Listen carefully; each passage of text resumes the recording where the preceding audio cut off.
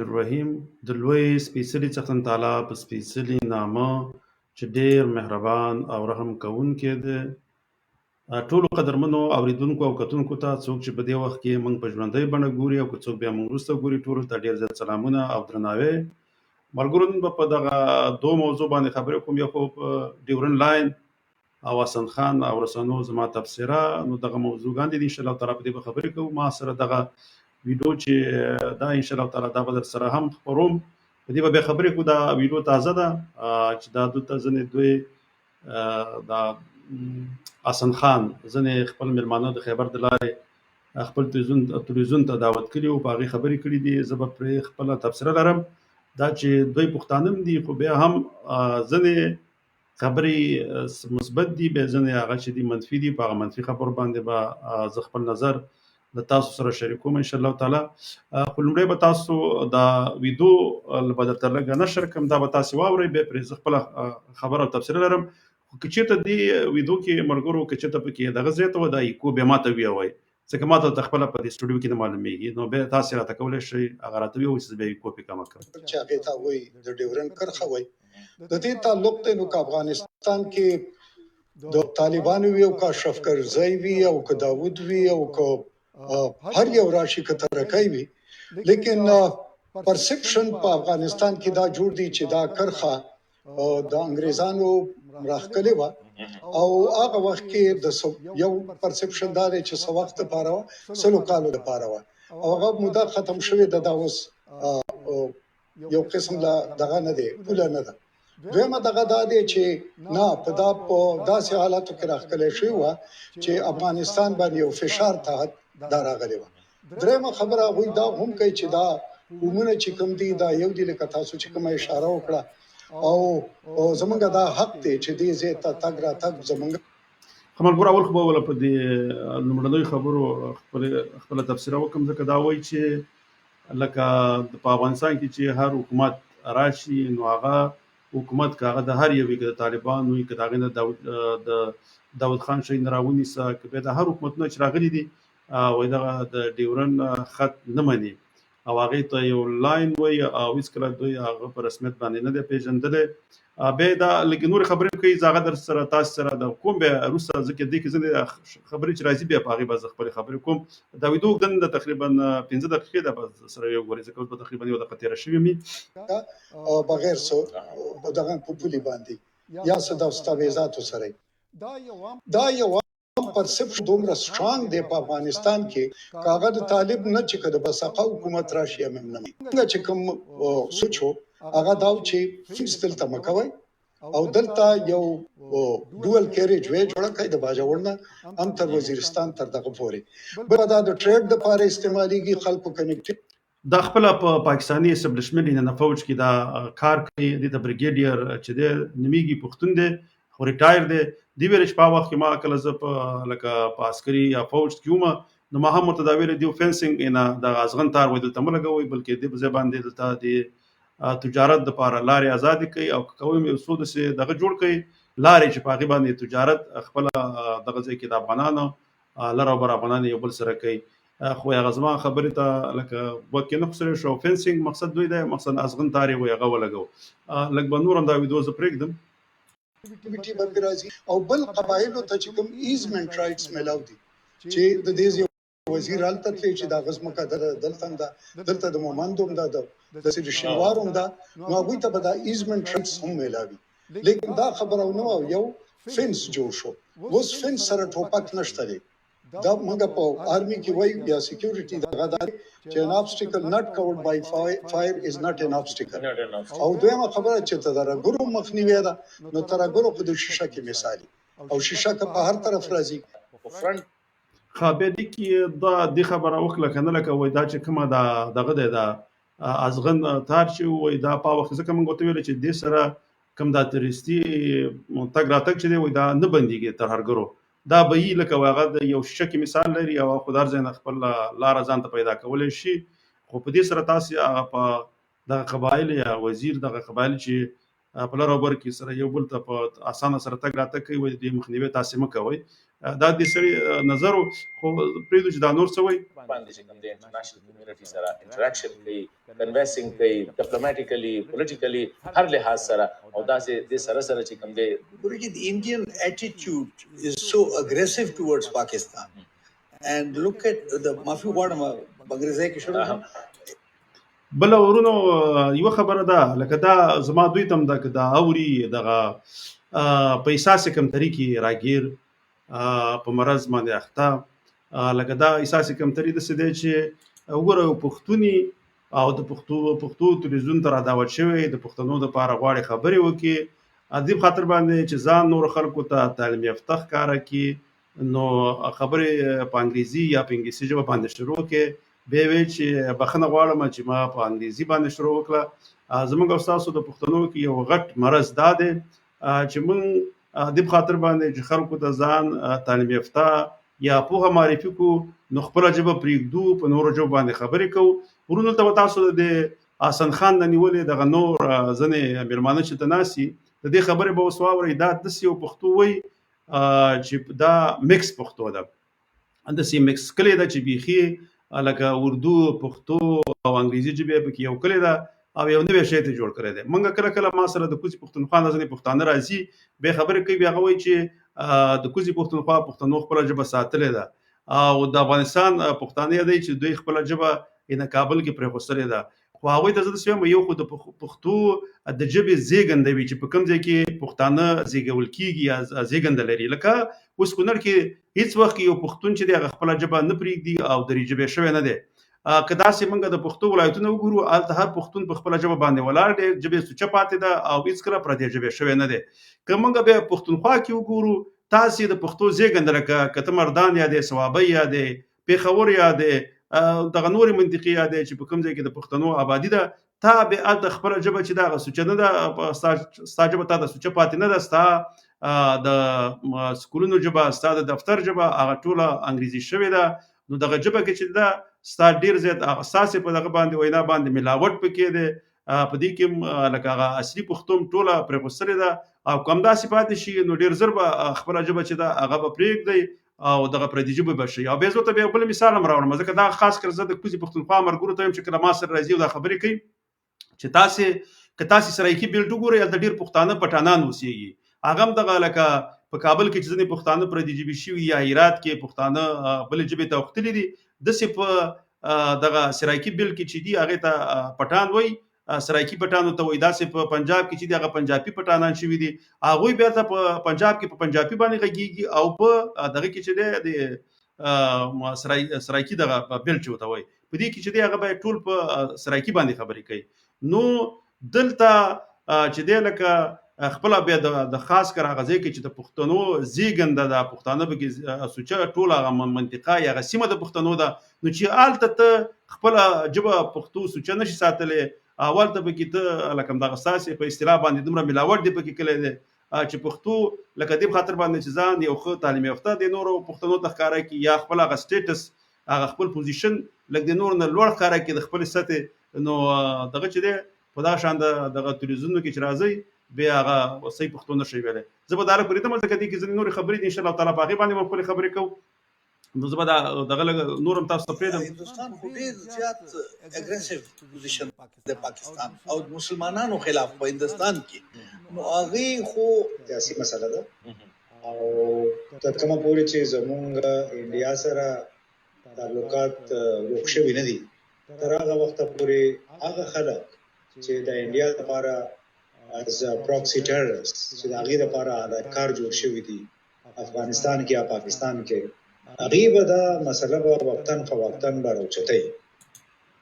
وروره د ډیورن مسله چې ده دا پښتانې را جګوي، او ته چې دا کوم ترهګر یادوې چې د هند هلته په افغانستان کې ترهګر راپاروي، دا اصلاً پنجابیان ترهګر راپاروي، پښتنو کې یو پښتون د بل پښتون دشمن کوي، او هلته خپل هغه آی اس آی چې دی هغه پکې ترهګري هم کوي، هغه پکې لکه ستاسو په اصطلاح باندې دماکي هم پکې کوي، وژنه هم پکې هغوی کوي. او تاسې چې دی خپله د آی اس آی د لاس هغه علي چې دي رابوټونه چې دي چې کوزيږي هغه چې په کوم طرف باندې به په ما طرف باندې روان یاستئ دغه د افغانستان مسله د پنجاب سره چې دا پاکستان ما پنجاب دا چې دا دغه د خپل خاورې په سر باندې دا دلته د سند چې هند وکولې شي د افغانستان خاوره د پاکستان خلاف استعمال کې کچیرته تر اټکه پورې یا جیلمه پورې دغه مارګلې پورې لوی افغانستان جوړ شو اخوا ته به هیڅ وخت کې لکه افغانان د پنجاب سره خپل اړیکې چې دی بیا باغ نه خرابوي ځکه چې هر سره خپل خاوره غواړي او دلته چې دا کومه ده دغه خاوره چې دا د پښتنو خاوره ده د لوی افغانستان خاوره ده او په دې باندې لوی افغانستان افغانان خپل داول لري نو دلته چې هر څه کیږي او چې کلم د افغانانو وسبر شي تر اټکه پورې خپل خاوره یا خپل خاوره به ته تر لاسه کوي او لوی افغانستان ان شاء الله تعالی جوړیږي نو دلته د هند مسله چې دا د پارنده چې افغانستان خلک دې ته چې تاسو د ډیورن د فارغ کوته کې دا د خپل هر افغان دا دغه د فکر او د نظر دی او دا اراده لري زه به دا ویډیو لګ نورم پرېدم به په خپل تفسیر نورم کوم ان شاء الله تاریخي تور چې کوم 1893 کې دا ډیورن لاین راکړل شو یا د دې معاهده شو د دې اصلي معاهده چې کوم باندې اوریجنل د سرحدونه دي هغه پاکستان سره نشته دي هغه تر اوسه افغانستان هم نه دی خودلې یا په انډیا کې پروت دی چې دایره ټی ساتلې دي او یا انګریزانو سره دي او موږ په قصبانه نه ښکارا کوي پرې چې دایره ټی موجود دي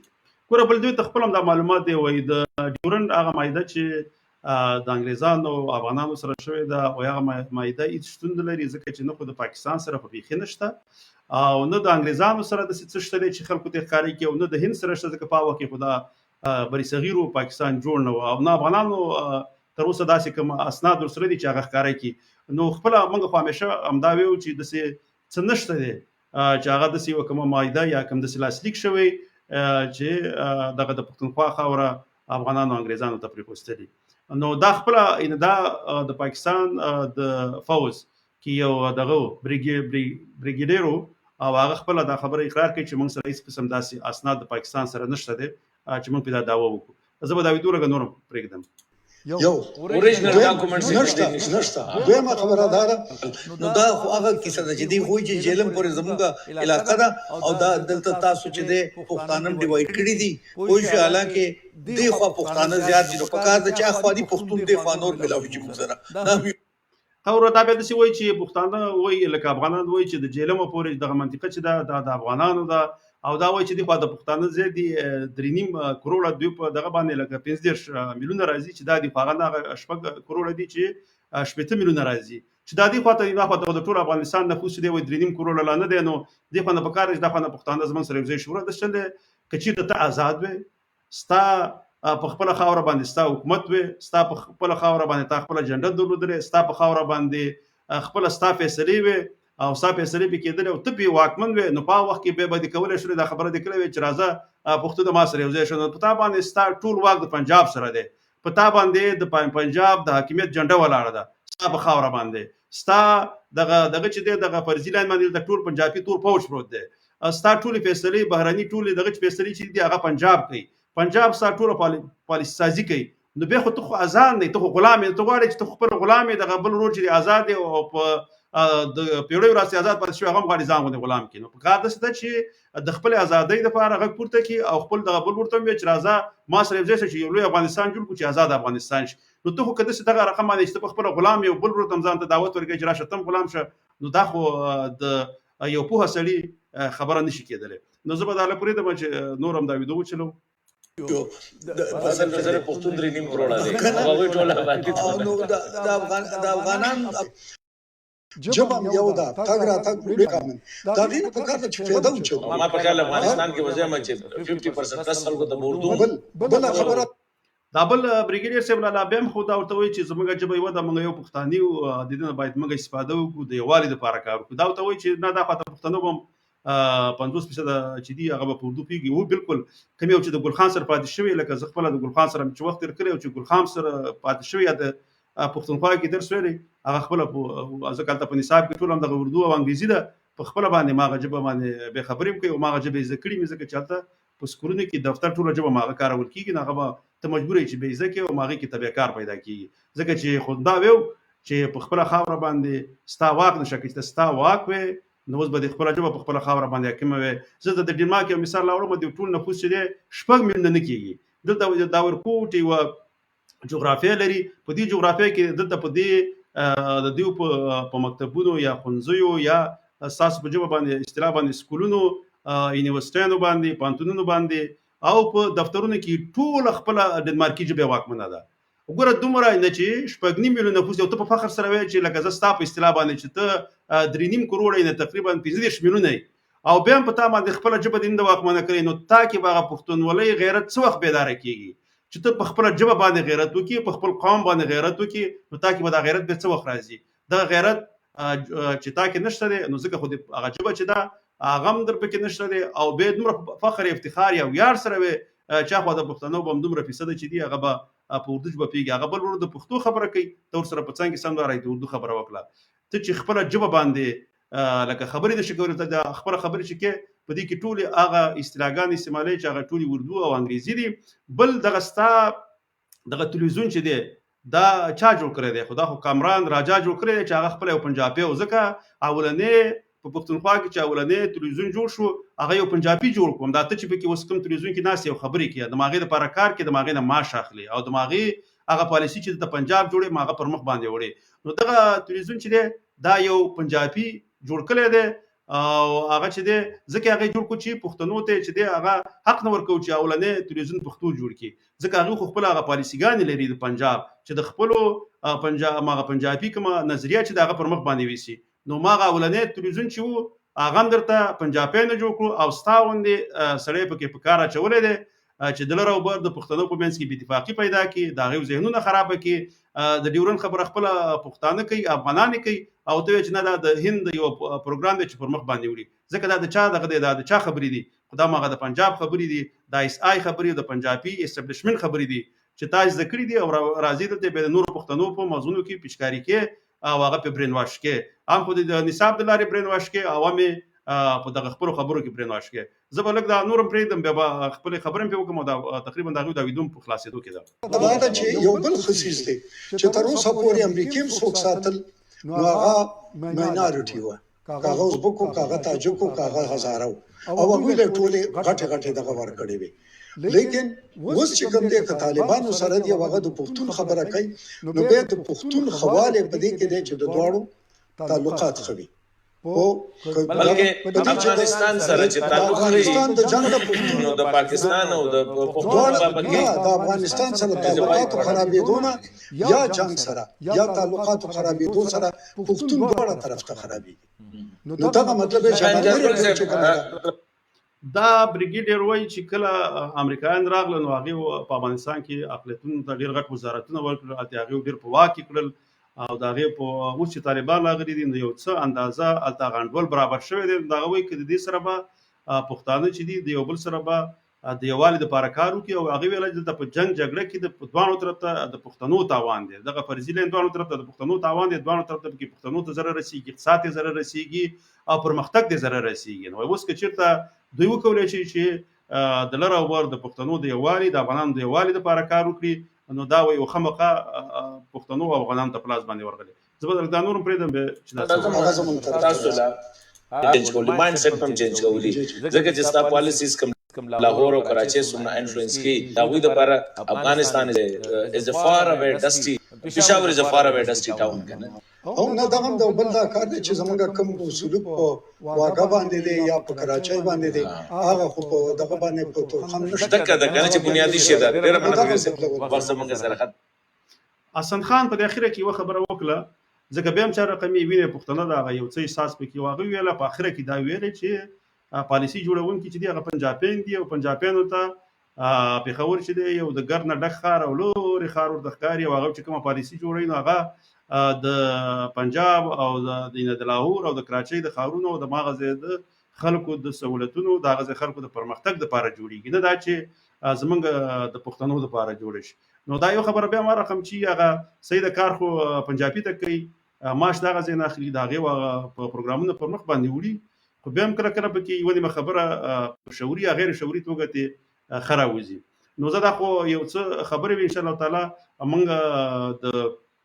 حسن خان مقصد د هغې د توهین نه دی، ځکه زموږ پښتون ورور دی، هغه چې هلته کار کوي خو پیسې اخلي، روزګار به هم دا دی. خو موږ په کار دی چې بېرته په دې باندې خپلې تبصرې وکړو چې پښتنو ته خپل هغه اصلي نظر ورکړو. ځکه داسې نه چې پښتانه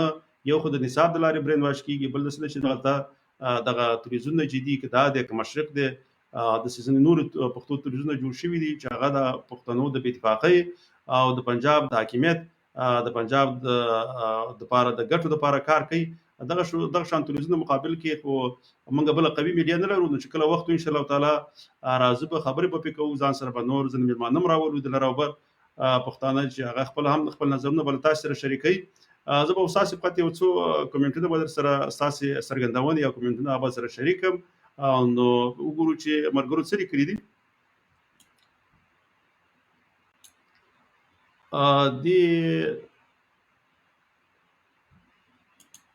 دې ورور یو سلام را لېږلی دی چې دې بېګناه مجرم بېګناه څه لیکلي دي، خو نړۍ مننه وروره بیا هم ژوندی اوسې. دې بل ورور به هم سلامونه را لېږلي دي او ویلي دي چې الله دې ورور جوړ لره، نړۍ مننه، خدای ته هم ورور جوړ لري. د عبدالرحمن ورور هم سلام را لېږلی دی. ښه قدرمن اشنا ورور یو چې راته را لېږلي دي، دې پرون څه خبرې کړې وې، بیا اشنا صاحب بیا بېرته ما ته ویلي دي چې دا خو لکه که څوک نه یو د هغې په غیب کې څوک خبرې کوي، غیبت دې ورکړه. زه د هغې په کوم شخصي د هغې په هغه کړنو باندې ما تعرض کړی وي، دغه غیبت کې راځي، هغه هم راځي دغه شان تبصره کوي، او زه هم رالم بېرته د هغې په تبصره مې خپله تبصره وکړه، دا په غیبت کې نه راځي. الله مکړه که چېرته ما د هغې هغه په شخصي یا د هغې په شخصیاتو یا د هغې په هغه کړو وړو باندې خپل نظر ورکړی وی، د هغې خلاف مې خبرې کړی وی، بیا به د هغې خلاف غیبت وی. دا عامې خبرې دي او ما په هغې خپله تبصره کړې ده. تا کوم دغه را لېږلی دی، زه دا به انشاءالله تعالی چې کله دا پروګرام خلاص شو هغه لینک به شریک کړم. اشنا صاحب ژوندی اوسې، ځکه دا بیا هم درته ښکاره کړم چې اشنا صاحب دغه د کومنټ او دغه د کومنټ نشته، خو دا دغه شته. مننه اشنا صاحب، ژوندی اوسې، ستاسې همیشه نیوکې او نیوکې چې کومه دغې خو پرون هغه ستا هغه کوم نیوکه چې وه هغه وخت تېر و، بیا هغه لکه ما نه ویدلې، ځکه زما کار و هغه تېره ورځ 2 ورځې دمخه، نو بیا هغه ستا نیوکه چې وه هغې ته په هغه وخت کې ما بیا جواب در نه کړی شو، بیا هغه لیکنه دې کړې وه، خو بېرته هغه وخت نه و، ځکه زما نور کارونه هم ورسره وي، نو هغه بیا ما هم نه شو کولی چې لیکنه ورته ولیکم په لیکنه بڼه. زه دلته دې چې دغه اوس وې تیارې موجود نو جواب مې ته درکړو. ژوندی اوسې اشنا صاحب. اوس دې لیکلي دي چې انشاءالله پښتانه به اوس ویښ شي، نړۍ مننه و، الله دې ویښ کړي.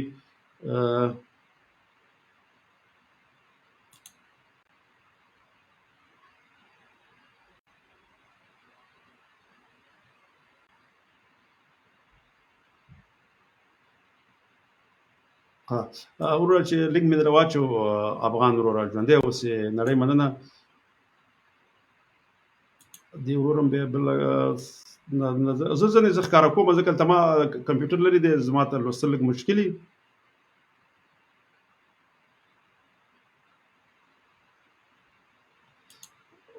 دې ورور هم لیکلي دي چې د کوزې پښتونخوا پښتانه په فخر سره انګریزي وایي، خیال کوي چې صحیح انګریز دی یا د علم څښتن دی، د ځان ښودلو لپاره انګریزي وایي. بالکل ورور اصلا د چلې زموږ د پښتنو یوه غټه مسله یا یو غټ دغه چې کمزوري زموږ دا ده چې موږ د کوم کوچنی چې زموږ په بله ژبه په ورکوټي کې خبرې کوي یا پردۍ ژبه ووایي، نو موږ هغه ډېر تشویقوو او هغې ته دا وایو چې دا ډېر زیات لایقه دی. هغې سره هغه سوچ فکر سره همداسې لوی کېږي، بیا داسې فکر کوي چې د کاري پردۍ ژبه چې ده هغه بهتره ده په زما د خپلې ژبې نه. نو که چېرته موږ خپله دا په خپله ژبه کې یو ماشوم ښې خبرې وکړي یا پکې ښه لیکنه وکړي، موږ باید هغه هم تشویق کړو چې د خپلې ژبې سره مینه پیدا شي. نو دا په اکثره کورونو کې داسې نو دغه د احساسې کمترۍ مرض نه دی، الله ټول پښتانه راوباسي. دا خبره بالکل صحیح ده.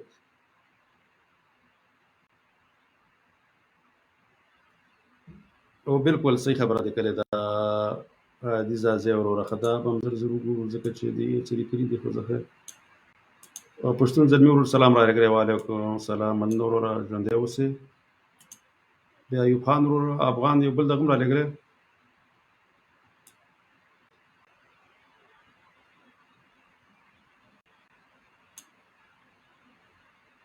دې ورور دا کمنټ را لېږلی دی، خو زه خیر دا دغه کوو. منور به د ایوب خان افغان د طارق صدیقي ورور یو لایک را لګلې خو هغه زه بیا نه ښکاره کېږي، زه فرق نه کوي.